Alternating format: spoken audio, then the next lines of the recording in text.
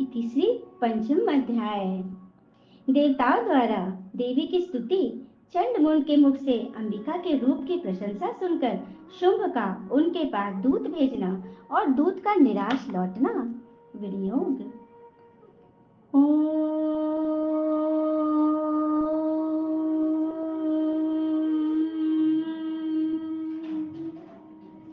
इस उत्तर चरित्र के रुद्र ऋषि है, महासरस्वती देवता है, अनुष्टुप छंद है, भीमा शक्ति है, भ्रामरी बीज है, सूर्य तत्व है और सामवेद स्वरूप है।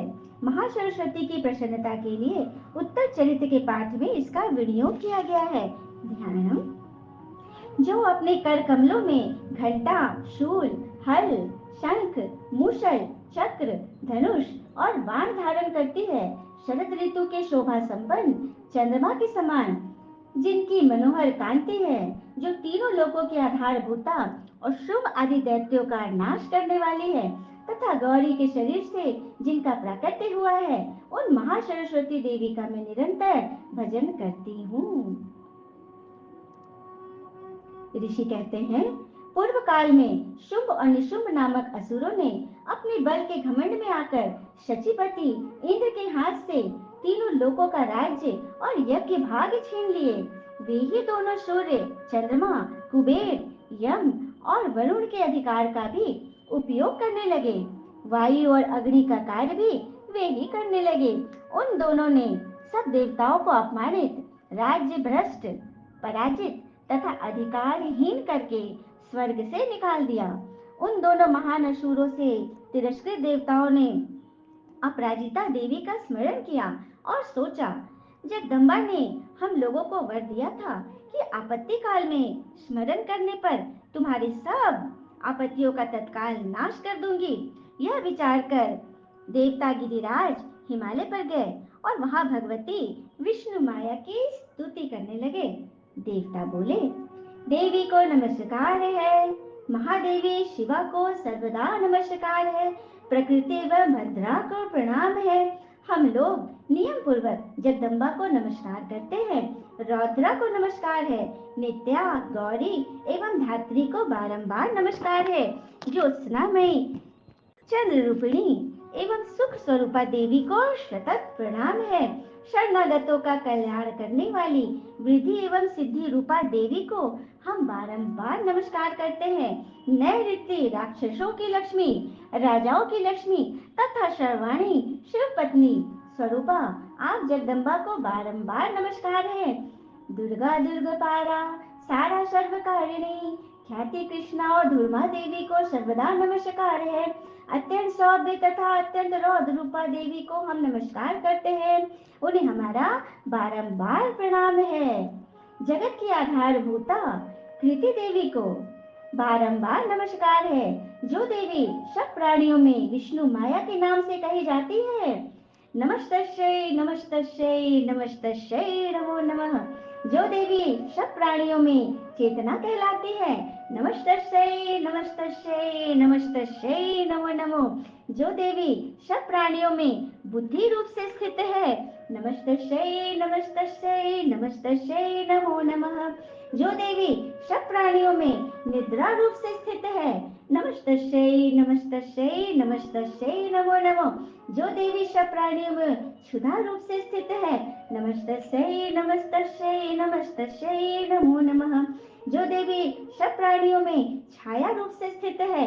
नमस्तस्यै नमस्तस्यै नमस्तस्यै नमो नमः, जो देवी सब प्राणियों में शक्ति रूप से स्थित है। नमस्तस्यै नमस्तस्यै नमस्तस्यै नमो नमो, जो देवी सब प्राणियों में कृष्णा रूप से स्थित है। नमस्तस्यै नमस्तस्यै नमस्तस्यै नमो नमो, जो देवी सब प्राणियों में क्षमा रूप से स्थित है। नमस्तस्यै नमस्तस्यै नमस्तस्यै नमो नमः, जो देवी सब प्राणियों में जाति रूप से स्थित है। नमस्तस्यै नमस्तस्यै नमस्तस्यै नमो नमः, जो देवी सब प्राणियों में लज्जा रूप से स्थित है। नमस्तस्यै नमस्तस्यै नमस्तस्यै नमो नमो, जो देवी सब प्राणियों में शांति रूप से स्थित है। नमस्तस्यै नमस्तस्यै नमस्तस्यै नमो नमो, जो देवी सब प्राणियों में श्रद्धा रूप से स्थित है। नमस्तस्यै नमस्तस्यै नमस्तस्यै नमो नमः, जो देवी सब प्राणियों में कांति रूप से स्थित है, नमस्तस्यै नमस्तस्यै नमस्तस्यै नमो नमः। जो देवी सब प्राणियों में लक्ष्मी रूप से स्थित है, नमस्तस्यै नमस्तस्यै नमस्तस्यै नमो नमः। जो देवी सब प्राणियों में वृत्ति रूप से स्थित है, नमस्तस्यै नमस्तस्यै नमस्तस्यै नमो नमः। जो देवी सब प्राणियों में स्मृति रूप से स्थित है, नमस्तस्यै नमस्तस्यै नमस्तस्यै नमो नमः। जो देवी सब प्राणियों में दया रूप से स्थित है, नमस्तस्यै नमस्तस्यै नमस्तस्यै नमो नमः। जो देवी सब प्राणियों में तुष्टि रूप से स्थित है, नमस्तस्यै नमस्तस्यै नमस्तस्यै नमो नमः।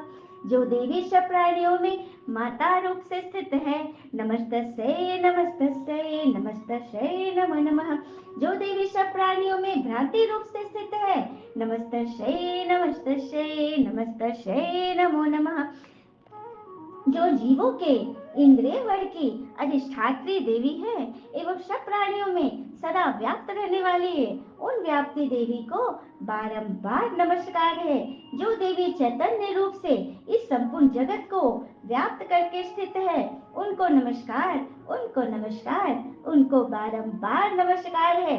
पूर्व काल में अपने अभिष्ट की प्राप्ति होने से देवताओं ने जिनकी स्तुति की तथा देवराज इंद्र ने बहुत दिनों तक जिनका सेवन किया, वह कल्याण की साधन भूता ईश्वरी हमारा कल्याण व मंगल करे तथा सारी आपत्तियों का नाश कर डाले। उद्दंड दैत्यों से सताए हुए हम सभी देवता जिन परमेश्वरी को इस समय नमस्कार करते हैं तथा जो भक्ति से विनम्र पुरुषों द्वारा स्मरण की जाने पर तत्काल ही संपूर्ण विपत्तियों का नाश कर देती है, वे जगदम्बा हमारा संकट दूर करे। ऋषि कहते हैं, राजन, इस प्रकार जब देवता स्तुति कर रहे थे, उस समय पार्वती देवी गंगा जी के जल में स्नान करके वहां आई। उन सुंदर भावों वाली भगवती ने देवताओं से कहा, आप लोग यहाँ किसकी स्तुति करते हैं? तब उन्हीं के शरीर कोश से प्रकट हुई शिवा देवी बोली, शुंभ दैत्य से तिरस्कृत और युद्ध में निशुंभ से पराजित होकर यहाँ एकत्रित हुए ये समस्त देवता ये मेरी ही स्तुति कर रहे हैं। पार्वती जी के शरीर कोश से अंबिका का प्रादुर्भाव हुआ, इसलिए वे समस्त लोकों में कौशिकी कही जाती है। कौशिकी के प्रकट होने के बाद पार्वती देवी का शरीर काले रंग का हो गया, अतः वे हिमालय पर रहने वाली कालिका देवी के नाम से विख्यात हुई। तदंतर शुंभ निशुंभ के भृत्य चंडमुंड वहां आए और उन्होंने परम मनोहर रूप धारण करने वाली अंबिका देवी को देखा। फिर वे शुंभ के पास जाकर बोले, महाराज, एक अत्यंत मनोहर स्त्री है जो अपनी दिव्य कांति से हिमालय को प्रकाशित कर रही है। वैसा उत्तम रूप कहीं किसी ने भी नहीं देखा होगा। असुरेश्वर, पता लगाइए वह देवी कौन है और उसे ले लीजिए। स्त्रियों में जो वह रत्न है, उसका प्रत्येक अंग बहुत ही सुंदर है तथा वह अपने श्री अंगों की प्रभा से संपूर्ण दिशाओं में प्रकाश फैला रही है। दैत्यराज, अभी वह हिमालय पर ही मौजूद है, आप उसे देख सकते हैं। प्रभु, तीनों लोकों में मणि, हाथी और घोड़े आदि जितने भी रत्न हैं, वे सब इस समय आपके घर में शोभा पाते हैं। हाथियों में रत्नभूत ऐरावत, यह पारिजात का वृक्ष और यह उच्च श्रवा घोड़ा, यह सब आपने इंद्र से ले लिया है। हंसों ने जुटा हुआ यह विमान भी आपके आंगन में शोभा पाता है। यह रत्नभूत अद्भुत विमान जो पहले ब्रह्मा जी के पास था, अब आपके यहाँ लाया गया है। यह महापद्म नामक निधि आप कुबेर से छीन लाए हैं। समुद्र ने भी आपको की रंकिणी नाम की माला भेंट की है जो केशरों से सुशोभित है और जिसकी कमल कभी कुम्भलाते नहीं है। सुवर्ण की वर्षा करने वाला वरुण का छत्र भी आपके घर में शोभा पाता है तथा यह श्रेष्ठ रथ जो पहले प्रजापति के अधिकार में था, प्रजापिता के अधिकार में था, अब आपके पास मौजूद है। दैत्येश्वर, मृत्यु की उत्क्रांतिदा नाम वाली शक्ति भी आपने छीन ली है तथा वरुण का पाश और समुद्र में होने वाले सब प्रकार के रत्न आपके भाई निशुंभ के अधिकार में है। अग्नि ने भी स्वतः शुद्ध किए हुए 2 वस्त्र आपकी सेवा में अर्पित किए हैं। दैत्यराज, इस प्रकार सभी रत्न आपने एकत्र कर लिए हैं। फिर जो इस स्त्रियों में रत्न रूप कल्याण में देवी है, इसे आप क्यों नहीं अपने अधिकार में कर लेते हैं? ऋषि कहते हैं, चंड मुंड का यह वचन सुनकर शुंभ ने महादैत्य सुग्रीव को दूत बनाकर देवी के पास भेजा और कहा, तुम मेरी आज्ञा से उसके सामने ये बात कहना और ऐसा उपाय करना जिससे प्रसन्न होकर यह शीघ्र ही यहाँ आ जाए। वह दूत पर्वत के अत्यंत रमणीय प्रदेश में जहाँ देवी मौजूद है गया और मधुर वाणी में कोमल वचन बोला। दूत बोला, देवी, दैत्यराज शुंभ इस समय तीनों लोकों के परमेश्वर है। मैं उन्हीं का भेजा हुआ दूत हूँ और यहाँ तुम्हारे ही पास आया हूँ। उनकी आज्ञा सदा सब देवता एक स्वर से मानते हैं, कोई उसका उल्लंघन नहीं कर सकता। वे संपूर्ण देवताओं को परास्त कर चुके हैं। उन्होंने तुम्हारे लिए जो संदेश दिया है उसे सुनो। संपूर्ण त्रिलोकी मेरे अधिकार में है, देवता भी मेरे अधिकार के अधीन चलते हैं। संपूर्ण यज्ञों के भागों में मैं ही पृथक पृथक भोगता हूँ। तीनों लोकों में जितने श्रेष्ठ रत्न हैं वे सब मेरे अधिकार में हैं। देवराज इंद्र का वाहन ऐरावत जो हाथियों में रत्न के समान है मैंने छीन लिया है। क्षीर सागर का मंथन करने से जो अश्वरत्न उच्चैश्रवा प्रकट हुआ था उसे देवताओं ने मेरे पैरों पे पड़कर समर्पित किया। सुर सुंदरी, उनके सिवा और भी जितने रत्नभूत पदार्थ देवताओं, गंधर्वों और नागों के पास थे वे सब मेरे ही पास आ गए हैं। देवी, हम लोग तुम्हें संसार की स्त्रियों में रत्न मानते हैं, अतः तुम हमारे पास आ जाओ, क्योंकि रत्नों का उपभोग करने वाले हम ही हैं। चंचल कटाक्षों वाली सुरसुंदरी, तुम मेरे भाई महापराक्रमी निशुंभ की सेवा में आ जाओ, क्योंकि तुम रत्न स्वरूपा हो। मेरा वरण करने से तुम्हें तुलना रहित महान ऐश्वर्य की प्राप्ति होगी। अपनी बुद्धि से यह विचार कर तुम मेरी पत्नी बन जाओ। ऋषि कहते हैं, दूत के यो कहने पर कल्याणमयी भगवती दुर्गा देवी जो इस जगत को धारण करती है मन ही मन गंभीर भाव से मुस्कुराई और मुस्कुराते हुए बोली। देवी ने कहा, दूत, तुमने सत्य कहा है, इसमें तनिक भी मिथ्या नहीं है। शुंभ तीनों लोकों का स्वामी है और निशुंभ भी उसी के समान पराक्रमी है, किंतु इस विषय में मैंने जो प्रतिज्ञा कर ली है ना उसे मिथ्या कैसे करूं। मैंने अपनी अल्प बुद्धि के कारण पहले से ही जो प्रतिज्ञा कर रखी उसे सुनो। जो मुझे संग्राम में जीत लेगा, जो मेरे अभिमान को चूर कर देगा और संसार में जो मेरे समान बलवान होगा वही मेरा स्वामी होगा। इसलिए शुंभ अथवा महादैत्य निशुंभ स्वयं यहाँ पधारे और मुझे जीतकर शीघ्र ही मेरा पाणी ग्रहण कर ले। इसमें विलंब की क्या आवश्यकता है। दूत बोला, देवी, तुम तो घमंड में भरी हो, मेरे सामने ऐसी बातें न करो।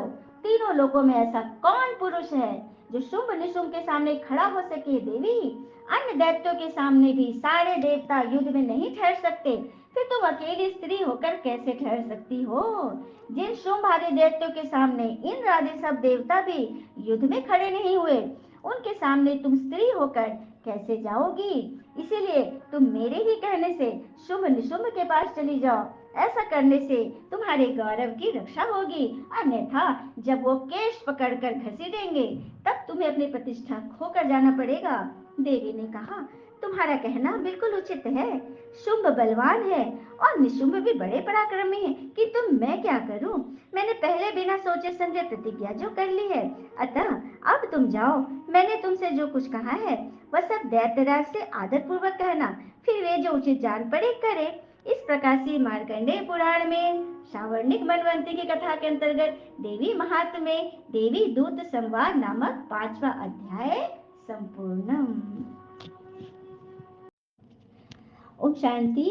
इस प्रकार हम सब ने देखा कि किस प्रकार देवताओं से सारे अस्त्र शस्त्र, उनके सारे दिव्य मणि, हाथी, घोड़े, ऐरावत, रत्नभूत ऐरावत, परिजात का वृक्ष, उच्च श्रवा घोड़ा, सब मतलब असुरों ने अपने अपने हक में ले लिया। हंसों से जुटा विमान जो उनका पुष्पक विमान था, जो उनके आंगन में शोभा पाता था, यह रत्नभूत अद्भुत विमान जो पहले ब्रह्मा जी के पास था, वो सब इस शुंभ निशुंभ ने अपने कब्जे में ले लिया। यह महापद नामक निधि कुबेर से इन्होंने छीन लिया। समुद्र ने भी अपनी किलंकरी नाम की माला भेंट की। फिर इस तरह से जब असुरों ने हम देवताओं से सभी कुछ छीन लिया, हमारे सारे गुण, हमारे गहने, हमारे सारे उच्च विचार सब कुछ जब असुरों ने हमसे छीन लिया, शुंभ निशुंभ कहो, चंड मुंड कहो, रक्त बीज कहो, जितने भी असुर है, महिषासुर है, ये सब हमारे भीतर ही है। ये महिष अर्थात हमारा सर अहंकार से भरा हुआ, ये चंड मुंड हमारे अपने आसुरी स्वभाव, उसको उसको मतलब कि असुरों ने अपने देन कर दिए, हमारा दिव्य गुण हर लिए और असुरों आसुरी गुण दे दिए।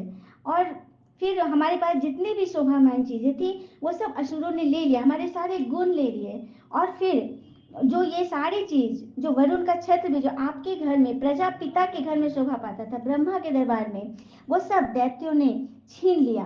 तो फिर वापस उन्होंने सभी देवताओं ने अपनी शक्ति से शिव को जागृत किया, और शिव जब धरा पर आए तो उन्होंने माताओं के द्वारा स्वर्ग के द्वार खोले, और यही माता जो दुर्गा बन के, दुर्गा के जो 9 रूप है उस रूप से अपने आप को सिद्ध करके ये सारे अपने दैवी गुण को स्वयं में धारण कर रही है, और सभी को बता रही है कि हम ही वो देवी, हम ही वो जागृत देवी हैं, हम ही, हमारा ही पाठ हो रहा है, सारी दुनिया हमारा ही पाठ कर रही है, हम ही वो जगत माता है, वो चैतन्य देवी हम अभी हैं।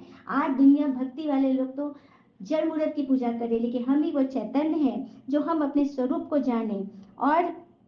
और फिर हमें जो सबने, कुबेर ने हमें महापद्म नामक निधि दी, समुद्र ने गिलंकनी नामक माला भेंट की, जो केसरों से, केसर से सुशोभित है और जिसके कमल कभी कुमलाते नहीं है, सुवर्ण की वर्षा करने वाले वरुण का छत्र भी जो हमारे घर शोभा पाता है, यह हमें देवताओं ने, सारी प्रकृति ने हमें दिया, ताकि हम अपने उस दैवी स्वराज को प्राप्त करें, अपने सारे गुणों को प्राप्त करें और आसुरों का नाश करें, जो कि हमारे भीतर ही है।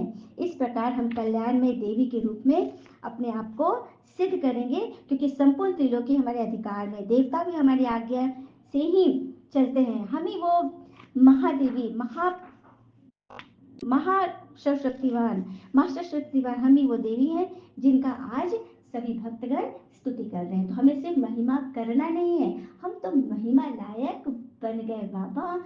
ओम शांति। शुक्रिया बाबा, शुक्रिया।